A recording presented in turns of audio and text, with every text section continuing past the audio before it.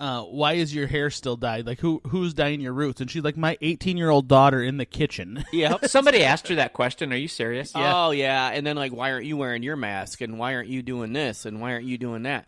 She's like, when I go, I'm in a safe room right now, and we're 6 feet apart. There's very, very limited amount of people, like, couple. It's no access to the public. Where my wife is working, there's 4 people in the office at any time, right? It's not open to the public, and those people are all 6 feet apart, so they're not requiring her to wear a mask in the building. Like City Market's just a cesspool for these people, so everybody's wearing masks in the building there. Well, my sister shared a meme today. Boy, I'm glad it's safe to be at these big box and retail stores, and it's not safe to be at my small businesses. It's like my place, it's not open to the public. Service is the only one, so like I can't let you in, you know. But me and my salesman are kind of like, you know, whatever. If you run outside to talk to, you know, oh my gosh, where's my mask? Just stay distant. I wear gloves. There's you know no what I mean? there's no way that outside on the car lot, like 7-8 feet away from this customer, that you're gonna get sick from them. I mean, I just don't believe it. And if it gets warm enough out, the way the virus, what they explain to you, it doesn't like super cold weather, and it doesn't like super hot weather. That's what's kind of funny to me on how Florida, because it's supposedly not, it dies quickly at 70-some degrees and higher. Yeah, that doesn't make sense. I don't know. That's what somebody said. I saw it in a comic book. I read that in a comic book. I don't know why it's not happening. Yeah, I don't know. So it's just another situation where we sit and wait and figure the fucker out. The other thing that's crazy to me is, like, I get it, but, like, a lot of the people, like, they're getting at, you want to come back? Nope. Like, at my work. Oh, yeah. Nope. No, well, fuck. Why would they? They're getting $1,000 a week right now, sitting on their ass. No, I talked to a friend that's a business owner, and they employ 70-something people, and they've built this business up for 35 years, and it's a significant business, but it is, it's not real high paying for the workers because you don't need to have any type of skills for doing this. Great business. And he said, he goes, we're really torn because do we keep pulling from our savings to keep this alive when in reality, if we're paying most of our workers in the $8 to $9 range and they don't want to come back, they're already making that sitting at home. And if we go ahead and tell which ones that they have to come back, then they're going to be resentful that they're there because they could be at home making almost more money. And he said, so we have to look at it and see if on the long term, are we just throwing our money into something on life support that's going to die anyway? It's a real simple answer to me. There's people out there that want to work, right? Mm-hmm. So you run a stage of voluntary comebacks, and you offer people like, hey, here's what we're offering. We're offering anybody who wants to come back to work can come back to work, right? And then after that, if you don't want to come back to work, we're going to find some people to come work, and we'll let you know when you're needed again. That's what I was thinking. You know, I'm like one of the few that said yes. Yeah. You know what I mean? I don't want it to, because that might make it better for me in the long run. Well, hey, we'll do this. You know, plus your seniority is 24 hours, so I mean you're right. The low guy on the totem pole as far as that goes. Right. So, and you know, it's still going to be the same. We don't have to dress up. We're only open till 4:00 until whatever's lifted. But I only have to go in a few hours earlier, which isn't a big deal. And my manager made a pretty good deal with me that I can't refuse. So it's because a lot of I ain't coming back. I ain't coming. You know, like you're gonna see that a lot, and like for some of the things that like what John was talking about, the front desk girl or something like that, who's doing 20 hours a week and isn't making more than minimum wage. Right. If you can work without her, work without her. Yep. Right. Let her collect her unemployment. But otherwise, I mean, it's a sticky situation to figure out who to bring back because you're basically just hurting their income at that point. Yeah. Yeah, and I looked last night because I'm like, how many weeks of unemployment do we have? And in Michigan, they took it from 20 to 26. Right. And then the government steps in and says you can now go 39 weeks. We're talking 8 months. Wow. On unemployment, getting the additional $600 each week. Whew. I might have to rethink this. Close her up. Fuck it, I ain't going back to work. Yeah, because if you think about it, like I did the numbers, and that's $24,000 extra that you'll have in 8 months. Yeah, getting the $600. And when it's over with, you'll have like $20,000 in the bank because you have fucking nothing to spend your money got on. nothing to spend your money on. Yeah, it's gonna be. It is. I mean, if you think about in our case, if my wife and I both weren't able to go back at all over that period of time, you're talking $50,000. Right. I mean, obviously you got to use some of that you have to use some of that to be able to offset, because your unemployment is only a small percentage of what you normally make. So you've got to pull some of that out to offset your income. Right. But still, that's an astronomical amount. It definitely relieves the initial stress. You know what I mean? Of small business. What it's doing, it's setting up for a second wave. A second wave of Corona? I firmly believe that. Yep. It's setting up for the possibility of a second one coming through. There's going to be no support, and you should have been smart and put your money away. You're saying that they're building the system up in case we have a second wave. They're not building up the system is going to cause a second wave. No, exactly. No, they're just building it up so that the smart people are not going to go out and buy boats. They're going to put the money away and say this honestly, if it happened once, it can definitely happen again, even if it's not even this year. I mean, we're looking at something that we have no way. We've opened a door to a whole different type of terror that can be at any time. Well, a friend of mine said that you allowed this to happen. You allowed this to be the precedent, right? So they have the systems in place now. They have the operation ready to go. Mm-hmm. So you allowed them to be able to do this to you. I mean, and in a way, we did allow it. Like we just folded and said, okay, we'll stay at home. Yeah. We'll stay at home, and that's the thing. So it does scare the living shit out of me. As hey there, good morning, little burper. It scares the shit out of me that every year, are we going to have some sort of fucking pandemic? This is the panda flu. It's coming through. Yep. This is the Miller Lite shit flu. Whoa, my goodness, what is happening? You got the COVID. Got the COVID burps.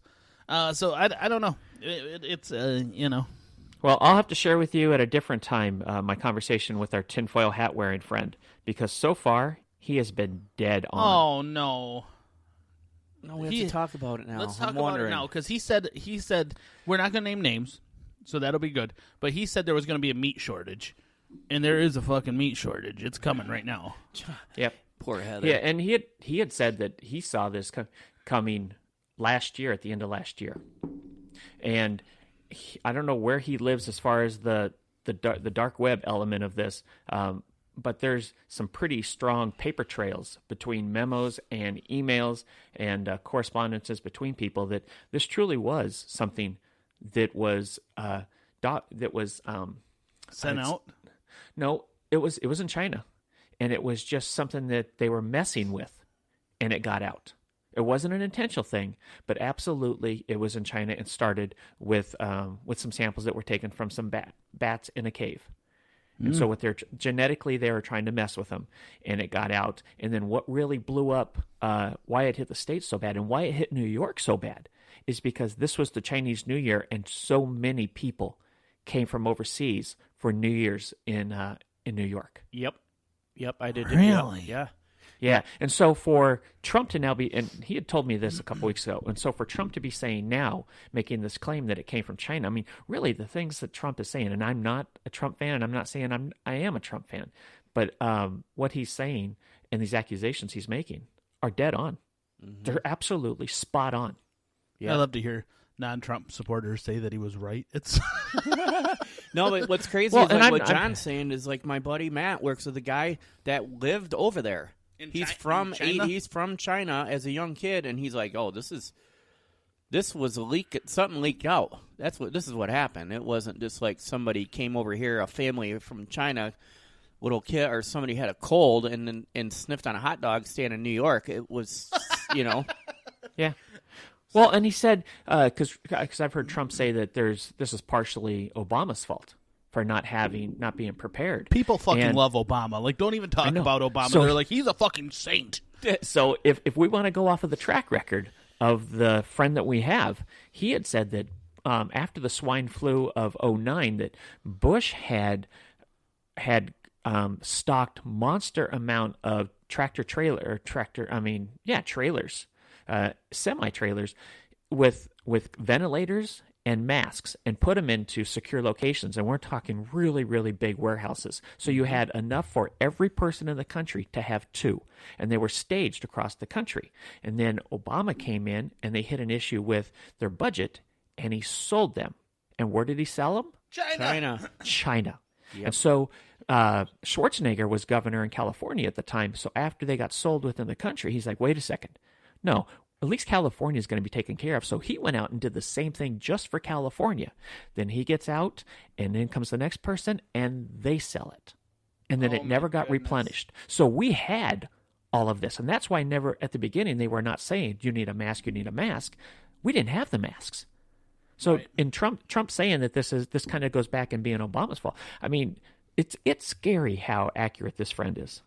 Yeah, I mean, it's pretty freaking. It's cool. I like listening to this shit. Think about this conspiracy stuff. It's terrifying when you feel that he's accurate. It's one thing to be listening to conspiracy and go, oh, okay, yeah, possibly. Well, but when there's a track record and they're talking about it, it's a little terrifying to sit with them. I don't really see a lot of conspiracy here, though. I mean, maybe I didn't say the word. I mean, there's no conspiracy happening here. But you know what I mean? It was just decisions made, right? Mm-hmm. Whether they were good or bad at the time, nobody saw this pandemic coming. No. I mean, you know. Okay, so I'll give you a little bit more. So the WHO, which is the World Health Organization, is that what that stands for? Yeah.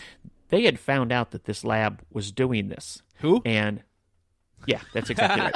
Who? We're gonna play the Who's at first. Yeah, they're in China. Who did? Yeah. Who?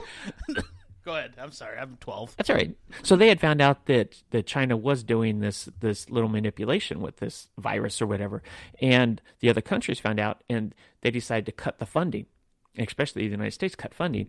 Well, this little beloved Dr. Fauci that we're seeing now, Fauci, he was funneling money in the hundreds of millions of dollars over there without having authorization to do it. Fucking that's crazy.